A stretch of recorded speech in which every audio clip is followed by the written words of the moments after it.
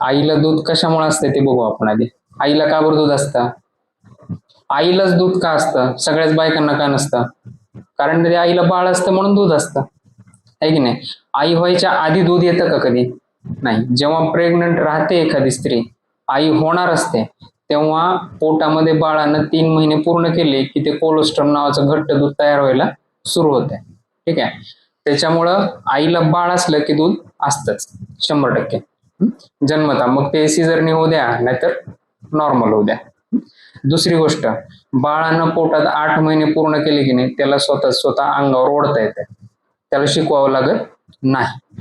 मग काही वेळा असं का होतं की बाळ धरत नाही अंगावर?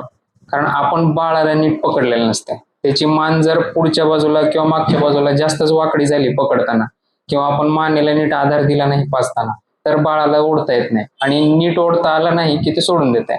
पण याचा अर्थ त्याला अंगावर पिता येत नाही असा नाही, ते पोटातच शिकून येते अंगावर प्यायचं.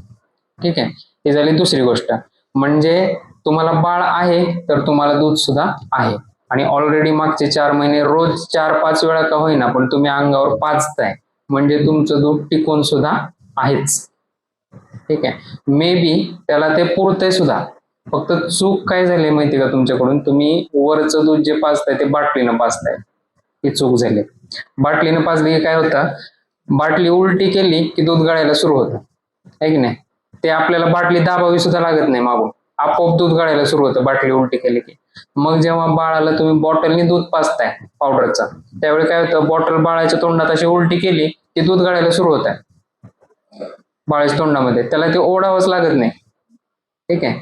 मग काय होतं? जेव्हा तुम्ही त्या बाळाला अंगावर लावता त्यावेळी ती डायरेक्ट दूध येतं का बाळाने अंगाला लावलं की? नाही, त्याला ते स्वतःहून ओढावं लागतंय तरच दूध येतं. मग बाळाला कळत नाही की कधी कधी दूध आपोआप येत आहे, म्हणजे कधी बॉटलीने पिताना, आणि कधी कधी येतच नाही, म्हणजे कधी आईच्या अंगावर पिताना. मग बाळ कन्फ्युज होऊन जातं, कधी ओढायचं आणि कधी नाही ओढायचं. म्हणजे याला काय म्हणतो आपण? Nipple confusion. आता हे का होतंय बाळाला? ज्या बाळाला बाटलीनं वरचं दूध चालू असतं किंवा आईचं दूध पण बॉटलनी चालू असतं, तेव्हा त्याला निप्पल कन्फ्युजन होतं. ठीक आहे. म्हणजे बाळाला कळतच नाही की आपण ज्या निप्पलनी पितोय ते बॉटलचं निप्पल आहे का आईचं आहे. त्याच्यामुळे काय होतं? आईच्या अंगावर ओढायचं विसरून जाते बाळ, आणि मग आईला अनुभव असा काय येतो की बाळ अंगाला लावलं तरी ओढतच नाही, रडत बसते. रडत का बसते? कारण त्याला भूक लागलेली असते, आणि मग त्याला बाटलीने प्यायची सवय आहे, म्हणजे आईचं दूध डायरेक्ट तोंडात मध्ये आलं पाहिजे असं वाटतंय त्याला. आणि भूक लागल्यावर जर तुम्ही अंगाला लावलं तर ओढून प्यायची त्याच्यामध्ये पेशन्स नाही, म्हणजे तेवढी तग त्यांना धरू शकत नाही. त्याला पाहिजे की डायरेक्ट दूध यावं तोंडात, बाटलीने येते तसं, मग ते सोडून देतात. म्हणजे कधी ओढून प्यायचं आणि कधी आपोआप गिळून टाकायचं हे त्याला कळत नाही. थोडक्यात आपण काय म्हणतो? अंगावर ओढायचं विसरून जात. मग याच्यासाठी काय करायचं आता? मग तर आता 2 गोष्टी करायच्या. सगळ्यात पहिल्यांदा, एकतर त्याला आता पावडरचं दूध किती महिने झालं चालू आहे? 3 महिने झालं, पण अंगावर पण 3-4 वेळा का होईना पिते. ठीक आहे. मग पावडरचं दूध एकदम नाही बंद करायचं, टप्प्याटप्प्यानं कमी करायचं. ठीक आहे. आता ठीक आहे. आणि सगळ्यात महत्वाचं, निप्पल कन्फ्युजन कशामुळे झालंय? बॉटलने पाजल्यामुळे. मग काय करावं लागेल? बाटलीने दूध पाजायचं नाही, मोजायचं. म्हणजे 30 मिलीला 1 चमचा पावडर, म्हणजे 90 मिलीला 3 चमचे पावडर, असं बनवताना प्रमाणातच बनवायचं, पण पाजताना बॉटलने पाजायचं नाही, पाजताना वाटी चमच्याने पाजायचं बाळाला. ठीक आहे. त्याच्यामुळं काय होईल? वाटी चमच्यामध्ये निप्पल असतं का चमच्याला? नाही. म्हणजे वाटी चमच्यानं पाजताना त्याला लक्षात येईल की आपण चमच्यानेच पितोय, आणि आईच्या अंगावर लावताना त्याला कळेल की नाही आता ओढून प्यावं लागेल. ठीक आहे. त्याच्यामुळे सगळ्यात पहिल्यांदा बॉटल बंद करायची त्याची, आणि वाटी चमच्याने वरचं दूध पाजायचं, आणि प्रत्येक फिडिंगला अंगावर लावायचंच. कारण आईला दूध कशामुळे असतं? आईच्या अंगावर जेव्हा बाळ ओढायला सुरू करतं तेव्हा आईच्या ब्रेनला सिग्नल जातात नसांमधून. तुमचं काय शिक्षण झालंय? ओके. सायन्स होतं का? होतं. मी तुम्हाला कळतंय, थोडे मेडिकल शब्द वापरले तरी कळू शकते. तर मग नर्व्ज मधून, निप्पलच्या नर्व्ज मधून आईच्या ब्रेनला कळतं की काय बाळ अंगावर ओढतंय, आता दूध तयार केलं पाहिजे. मग ब्रेन मधून काय होतं? एक हॉर्मोन तयार होतो, प्रोलॅक्टिन. ते केमिकल असतं एक प्रकारचा, ते रक्तामध्ये सोडलं जातं आईच्या, आणि ते रक्तातून स्तनांपर्यंत पोहोचतं, आणि तिथल्या ग्रंथी ज्या असतात दुधाच्या त्याच्यामध्ये दूध तयार होतं त्या हॉर्मोनमुळे. आणि बाळ कंटिन्यू ओढत राहताना काय होतं, परत नसामधून सिग्नल जातात की बाळ ओढतंय, अजून दूध बाहेर आलं पाहिजे. आणि मग तिथून ऑक्सिटोसिन नावाचं केमिकल तयार होतं, रक्तामधून ग्रंथीपर्यंत पोहोचतं, आणि दुधाच्या ग्रंथी कॉन्ट्रॅक्ट होतात त्या हॉर्मोनमुळे, आणि तयार झालेलं दूध बाहेर पडतंय. मग ह्याच्यावरून काय कळालं आपल्याला, जर आईचं दूध चालू राहायचं असेल, म्हणजे आईच्या ब्रेनला कळत राहिलं पाहिजे ना बाळाला गरज आहे दुधाची. कसं कळणार, बाळाने अंगावर ओढलं तरच कळणार. बाळाने जर अंगावर ओढायचंच बंद केलं तर आईच्या ब्रेनला कळणारच नाही की दुधाची गरज आहे का नाही आहे, आणि कळालंच नाही तर मग ते कशाला दूध तयार करते, मग दूध कमी होते. 2 वर्षाला जेव्हा बाळाला आई पाजायचं बंद करते, बाळ 2 वर्षात झाल्यावर, तेव्हा आपोआप दूध कसं काय जातं आईचं, तेव्हा औषध घ्यावं लागत नाही, दूध बंद करायला आपोआप जात आहे. का जातं, पाजायचं बंद करते. पाजायचं बंद केलं की काय होतं, आईच्या ब्रेनला आपोआप कळतं की बाळ आता आजकाल ओढेनाच झाले अंगावर, म्हणजे दुधाची गरज संपली. दुधाची गरज संपली म्हणजे तयार करायचं बंद करा, आपोआप दूध जात. तसंच दुधाची बाळाला गरज आहे, बाळ आता 4-5 महिन्याचंच आहे, पण आईनं अंगाला लावायचंच बंद केलं, मग काय होणार, आईच्या ब्रेनला तर माहिती नाही बाळाचं वय काय आहे, त्याला फक्त एवढं कळतं की बाळानं ओढलं तर गरज आहे, बाळाने अंगावर ओढायचं बंद केलं म्हणजे गरज नाही. मग आईनं अंगाला लावायचं बंद केलं की दूध तयार व्हायचं पण कमी होणार. पण आईनं परत अंगाला लावायचं चालू केलं की काय होणार, ब्रेनला परत कळत राहणार की आता गरज वाढली आहे, बाळ अंगावर सारखं प्यायला लागले, मग काय करा, प्रोलॅक्टिन परत चालू करा. मग परत हा हॉर्मोन वाढतो आणि बंद करा. मग आईनं परत अंगावर पाजायला चालू केले, काय होणार, परत ब्रेनला सिग्नल जाणार आईच्या की बाळ आता अंगावर परत प्यायला लागले, मग काय करा, परत हॉर्मोन चालू करा. मग प्रोलॅक्टिन परत चालू होणार, परत ऑक्सिटोसिन चालू होणार, परत दूध तयार व्हायला चालू होणार, बाळाला दूध मिळायला चालू होणार. ठीक आहे.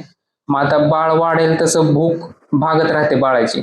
अशा पण आया आहेत ना की ज्या फक्त अंगावरच पाजतात, त्यांचं कसं पुरतंय, कारण त्या कंटिन्यू रोज पाजतात. मग रोज त्यांच्या ब्रेनला कळत राहते की बाळ पितंय, गरज आहे, वाढवलं पाहिजे, आणि दूध वाढत जातं, दुप्पट तिप्पट चौपट. पण ज्यांना वरचं दूध चालू केल्यामुळं पाजण्याची फ्रिक्वेन्सी कमी केली आहे, त्यांचं दूध कमी होतं, कारण कमी वेळा पाजतात. जर एखाद्या फक्त बाळाला अंगावरच पाजते, दिवसातून दर 2 तासाला पाजते, मग दिवसातून 12 वेळा त्याच्या ब्रेनला कळणार की नाही बाबा दुधाची गरज आहे. पण जी आई वरचं दूध चालू केले आणि दिवसातून 2-4 वेळा अंगावर लावते, तिच्या ब्रेनला फक्त 4च वेळा कळणार की बाळाला दुधाची गरज आहे. म्हणजे थोडक्यात काय, दुधाची गरज कमी झाली आहे, 12 वेळा प्यायच्या ऐवजी 4च वेळा प्यायला लागले बाळ, मग आपोआप दूध कमी होणार. आणि मग त्याच आईचं दूध वाढवायचं असेल तर काय करायचं, दर 1 तासाला, 1.5 तासाला, 2 तासाला अंगावर लावायचं. त्याला म्हणतो आपण non nutritive sucking. Non nutritive म्हणजे काय, बाळाचं पोट भरण्यासाठी नाही अंगाला लावायचं, आईचं दूध वाढवण्यासाठी अंगावर प्यायला लावायचं त्याला. म्हणजे तुम्ही जर अंगावर ओढायला लावत राहिलात बाळाला दर 1 तासाला, 1.5 तासाला, 2 तासाला, तर हळूहळू 2 दिवसात, 4 दिवसात, काही दिवसात काय होणार, बरोबर तुमचं दूध वाढत जाणार. कारण तुमच्या ब्रेनला कळत जाणार की बाळ सारखं अंगावर प्यायला लागले, आता वाढवलं पाहिजे दूध. ठीक आहे. आणि हे सगळं नैसर्गिकपणे होत राहणार. फक्त आता जर तुम्ही फ्रिक्वेन्सी कमी केल्यामुळे जर बाळाला कदाचित कमी झालंच असेल असंही नाही. ठीक आहे. तर आता इथून पुढे मग काय करायचंय, अंगावर शिफ्ट करण्यासाठी बाळाला पावडरचं दूध कमी करण्यासाठी एकदम दूध बंद करून चालणार नाही वरचा. ठीक आहे. आता फक्त पहिली स्टेप काय करायची, बाळाला सारखं अंगावर पाजायला सुरुवात करायची. जर तुम्हाला वाटलं की बाळानं पकडत नाहीये तर काय करायचं, थोडंसं पावडरचं बनवलेलं दूध अंगावर सोडायचं निप्पलवर. बाळाला दुधाची चव लागली की बाळ आपोआप काय करतं, अंगावर लॅच होतं, त्याला चव लागते ना दुधाची, आणि वरून 1 चमच्याने थेंब थेंब थेंब थेंब अंगावर सोडत राहायचं तुम्ही, सोबतच्या महिलेनं, आईनी वगैरे जे कोणी सोबत आहेत तुमच्या. त्यामुळे काय होईल, कंटिन्यू दूध येत राहते असं बाळाला वाटेल, जरी आपण ते चमच्याने वरून सोडत असू तरी, आणि बाळ लॅच होऊन राहील बराच वेळ.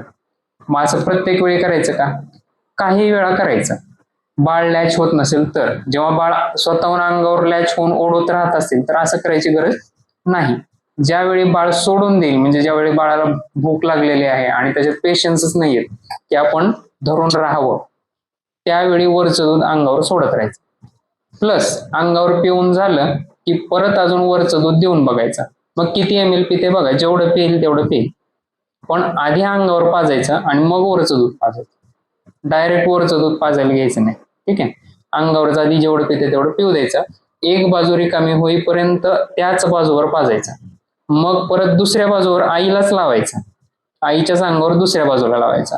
ती बाजू रिकामी होईपर्यंत पिऊ द्यायचा आणि परत मग जर बाळाला भूक असेल तर मग वरचं देऊन बघायचं. ठीक आहे, समजा त्यांनी असं करून पाहिल्यावर 60 ml पिलं, ठीक आहे. पुढच्या वेळी परत काय करायचं, बाळ रडायची वाट नाही बघायची. समजा बाळ 2 तासांनी रडत असेल, बाळाला 1.5 तास झाले की अंगाला लावायचं. असं का? कारण रडतं कधी बाळ, जेव्हा खूप भूक लागते तेव्हा. आणि जेव्हा तुम्ही त्याच्या आधीच अंगाला लावता तेव्हा भुकेची सुरुवात असते.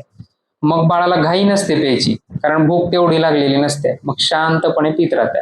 आणि तेच रडल्यावर त्याला घाई असते, पटकन दूध पाहिजे असतं. मग अंगावर लॅच होणार, मग ओढणार, मग दूध येणार, एवढं त्याला थांबायची पेशन्स नसते. त्यामुळं रडायची वाट बघायची नाही. एक ऍव्हरेज वेळ बघायचा, बाळ कधी रडतंय. समजा दर 2 तासाला रडतंय तुमचं बाळ, तर 1.5 तासालाच त्याला अंगावर लावायचं. त्यामुळं शांतपणे लॅच होईल, तेवढे पेशन्स असतील त्याच्यामध्ये की आपण लॅच होऊ, मग ओढू आणि मग दूध पिऊ. ठीक आहे, आणि लॅच व्हायला वेळ लागत असेल तर काय करायचं, वरचं दूध थोडंसं अंगावर सोडायचं. त्याला चव लागली की ते ओढत राहते, पण अंगावरच पाजायचं सुरुवातीला. आणि परत मग दोन्ही बाजूला पाजून झाल्यावर मग वरचं देऊन बघायचं पिते का. नाही पिलं तर याचा काय अर्थ आहे, अंगावरच्या दुधावरच बाळाचं पोट भरलंय. ठीक आहे, आणि पाजून झाल्यावर ढेकर काढायचं उभं धरून. ठीक आहे, तुम्ही जेवढं जास्त वेळ अंगाला लावाल तेवढं लवकर दूध वाढेल. आता बाळाचं वजन आज किती झालं, 5 किलो. जन्मता वजन किती होता, 200. 5 महिने पूर्ण झाल्यावर जन्माच्या वजनाच्या दुप्पट वजन पाहिजे आपल्याला बाळाचं. ठीक आहे, मग जन्माचं 200 असेल तर मग 5 महिने पूर्ण झाल्यावर किती पाहिजे, 4.5 किलो. 400 4.5 किलो समजा. पण तुमचं 4 महिने पूर्ण झाल्यावरच 5 किलो आहे. याचा अर्थ वजन खूप चांगलं वाढलंय. म्हणजे आत्ता सध्या वजनाची तुम्हाला काळजी आहे का, नाही. ठीक आहे, लघवी 8-10 वेळा करते का बाळ, करते, म्हणजे त्याला दूध चांगलं चालू आहे. बाळाचं वजन मागच्या वेळेपेक्षा वाढलंय का हे बघत राहायचं. दर महिन्यातून एकदा करायचं चेक. आणि लघवी 8-10 वेळा होते का हे चेक करायचं रोजच्या रोज. आता उन्हाळ्यात तर ते लक्ष ठेवायचं, लघवी 8-10 वेळा झाली पाहिजे. पण आईचं दूध वाढण्यासाठी सतत अंगावर पाजायचं बाळाला. सतत म्हणजे कसं, दर 1 तासाला 1.5 तासाला. ठीक आहे, अंगावर लावायचं. काही दिवसातच तुम्हाला कळेल की वरचं दूध आता जास्त पेईना, अंगावर पिलं की शांत खेळतंय, झोपतंय. झोपावं असंही काही नाही, खेळू पण शकतंय. नाही तर असं क्रायटेरिया ठेवायचं नाही की पिल्यावर झोपलंच पाहिजे. ठीक आहे, खेळलं तरी ठीक आहे, रडायचं शांत झाले की नाही, किंवा आता पिऊन झाले आणि खेळत बसले की नाही. खेळत बसले म्हणजे पोट भरले म्हणायचं. 8-10 वेळा 24 तासात 8-10 वेळा लघवी करते म्हणजे व्यवस्थित दूध चाललंय त्याला. ठीक आहे, आणि 6 महिने पूर्ण झाले की वरचं जेवण चालू करायचं. तेव्हा मात्र तुम्ही कुठला पावडर फॉर्म्युला चालू करायची घाई करू नका. 6 महिने पूर्ण झाले की परत दाखवायला. ठीक आहे, आता दूध वाढवण्याबद्दल तुम्हाला काही अडचण, प्रश्न आहे का अजून काही पण, साधी अडचण असू द्या पण आत्ताच विचारून घ्या. कारण आता घरी गेल्यावर तुम्ही दूध वाढवण्यासाठी प्रयत्न करायला सुरू करणार आहात आणि नक्की तुमचं दूध वाढणारच आहे. वाढणार नाही हे मनातूनच काढायचं. कारण हे हॉर्मोन जे आहेत, प्रोलॅक्टिन, ऑक्सिटोसिन, दूध तयार करणारे, ते कुठून येतात, आईच्या ब्रेन मधून. मग आईच्या मन आपलं ब्रेन मध्येच असतं. मग आपल्या आईच्या मनात जर शंका असेल, दूध आहे की नाही, वाढेल की नाही, पुरेल की नाही, किंवा आपण सोबतचे माणसं सुद्धा, समजा घरातले आई वडील किंवा इतर कोणी असतील आणि ते पण असंच म्हणत असतील की तुझं दूध पुरत नाही, तू वरचं दूध दे, बाळ रडतच राहतंय, तुला कळतंय की नाही, दोष देणं आईला. त्यामुळे काय होतं, आईची मनस्थिती खालावते, डिप्रेशन मध्ये जाते, आहे की नाही. मग त्याच्यामुळे काय होणार, मन हे मेंदूत आहे आणि हे हॉर्मोन जे दूध तयार करणारे ते पण मेंदू मधूनच यायला लागले. आणि जर आईचं मन शांत नसेल, डिप्रेशन मध्ये गेलेलं असेल, दुःखी असेल, तर हे रिफ्लेक्स ब्लॉक होणार आणि अंगाला लावून सुद्धा दूध वाढले हे दिसणार नाही. मग दूध वाढण्यासाठी काय महत्वाचं आहे, अंगाला लावणं बाळाला तर महत्वाचं आहेच फ्रिक्वेंटली, पण आईचं मन प्रसन्न असणं पण तेवढंच महत्वाचं आहे. त्याच्यामुळे काय करायचंय, आईने प्रसन्न राहायचं, बिलकुल टेन्शन काढूनच द्यायचं. आता कळालंय ना आपल्याला दूध कसं वाढवायचंय, बस मी इथून पुढे फ्रेशच राहणार म्हणायचं माइंड. दूध वाढणार आणि वाढणारच असंच विचार आणायचा मनात. कालपेक्षा आज वाढलंयच असंच म्हणायचं. आणि तुम्ही सुद्धा तेच सांगायचं नाही. त्यामुळे काय होतं, सारखं असं म्हणून म्हणून आईची खात्री पटायला लागते की नाही खरंच दूध वाढतं. आणि मग खरंच वाढतं दूध.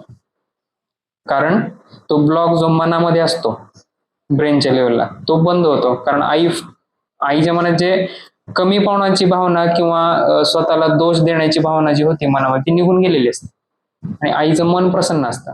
तर बिलकुल कॉन्फिडन्स ठेवायचा, रोज अंगावर पाजायचं आणि मन प्रसन्न ठेवायचं. ठीक आहे. बाकी मग औषधं वगैरे जर तुम्ही घेत असाल कोणी दिलेले किंवा मनाने काही पावडर पित असाल पण तुम्ही मनातून अजून सुद्धा धाकधूक आहे, शंका आहे, अडचण आहे किंवा शाश्वती नाही, वाढते की नाही, तर मग कसं वाढेल